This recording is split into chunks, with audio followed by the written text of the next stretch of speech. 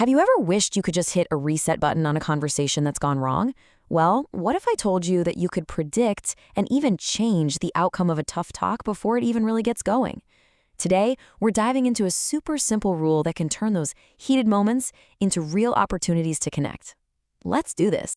You know that feeling, right? You need to talk about something serious, and you can already feel the air in the room get thick with tension. It's like you're walking on eggshells. It's a feeling we've all had, and we're about to unpack exactly why that happens. And it always seems to start with something so small, doesn't it? A comment about the dishes left in the sink or a miscommunication about weekend plans. It feels like it should be no big deal, but somehow that tiny spark catches fire. So yeah, how does that happen? How does a tiny disagreement about the trash can suddenly blow up into a massive hour-long fight? It feels chaotic, maybe even random, but what if I told you there's a shockingly predictable pattern behind it all? And this, my friends, is where things get really interesting, because relationship researchers have pinpointed a critical window, a turning point in every single one of these tough conversations that has a massive, and I mean massive, impact on where it all ends up.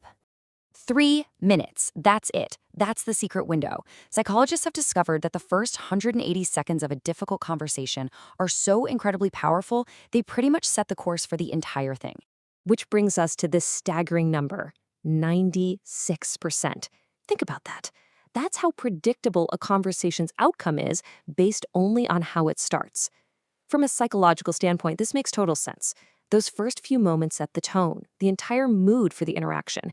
If you kick things off with aggression, you're basically telling your partner's brain to get ready for a battle. And this isn't just some random theory. This incredible insight comes from Dr. John Gottman, a researcher who has studied thousands of couples over decades. The takeaway is just crystal clear. If you can get the beginning of the conversation right, you basically control the ending. So if those first 3 minutes are everything, how do you make sure you get them right? Well, Dr. Gottman calls this moment the startup. And you can think of it like coming to a fork in the road. You have to choose one of two very different paths the second you open your mouth. And this is the path you want to be on. It's called the softened startup. Now, this is not about avoiding the problem or sugarcoating things. It's about consciously choosing to frame the issue as a we problem that you can solve together as a team, instead of a you problem that puts you on opposite sides. All right, let's make this super practical. A harsh startup is an attack. It sounds like you never help out with the kitchen. What's the immediate result? Your partner throws up a wall of defensiveness. But a soft startup, that's an invitation. It sounds like, hey, I'm feeling really stressed by the mess in the kitchen. Could we maybe tackle it together? The result there is openness. See? That one single sentence creates two completely different realities. And get this isn't just about managing feelings or being nice. We are talking about straight-up biology. The path you choose, harsh or soft, literally changes the chemistry inside your partner's brain. When you come in hot with that harsh startup, you immediately trigger their fight or flight response. Their brain gets flooded with stress hormones like cortisol and adrenaline, and at that point, their ability to listen, to feel empathy, to even think rationally, it just shuts down. The conversation is, for all intents and purposes, already over. But a soft startup? It does the exact opposite. By using a gentle tone and I feel statements, you actually activate the empathy centers in their brain. You create this incredible feeling of psychological safety, which makes your partner actually want to lean in, to hear you out, and to help find a solution with you. Okay, so we've covered the what and the why. Now for the most important part, the how. How can you make sure you choose the right path, especially when you're feeling frustrated or angry?